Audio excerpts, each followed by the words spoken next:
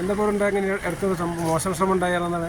നമ്മളൊരു അരമണിക്കൂർ മുമ്പ് ഈ പകലന്നെ അപ്പോൾ നമ്മൾ അവരാ ഫാമിലി അപ്പുറത്തുണ്ട്. അവർ തിരിച്ചു വന്നപ്പോൾ വീട് തുറന്നു നോക്കിയപ്പോൾ പിന്നെ വാതിൽ പൊളിച്ചിരിക്കുകയാണ്. എന്നിട്ട് അതെ, ഇതാണ് വീട്. ഇതാ ഈ മേലത്തെ മോള് കാണുന്ന വീട് അല്ലേ? അങ്ങനെ ഇവർ ഈ സമയത്ത് ഇവിടെ മാറിയതായിരുന്നു അല്ലേ?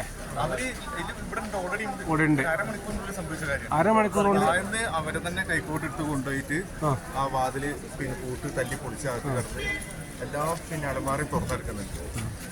നമ്മൾ കേരളത്തിലെ ആളുകൾ, ലോകത്തെ ആളുകൾ തന്നെ ഇത്രയും പ്രയാസപ്പെട്ട് പ്രാർത്ഥന നിൽക്കുന്ന സമയത്ത് ഈ അവസരം മുതലാക്കാനുള്ള ആളുകൾ മനസ്സാക്കി എന്ന് പറഞ്ഞാൽ ഒരിക്കലും ഇല്ലാത്ത ആളുകളാണ് അല്ലേ?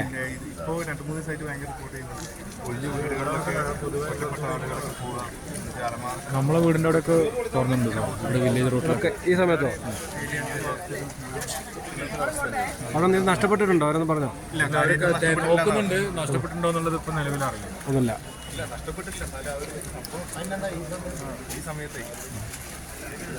ഇങ്ങനെ ഒരു സിറ്റുവേഷനിലാണ് വീടിന്റെ അടുത്ത് വില്ലേജ് റോഡിലും പിന്നെ ഒരു വീട് ഇന്നലെ കള്ളം കയറി ഈ സമയത്ത്.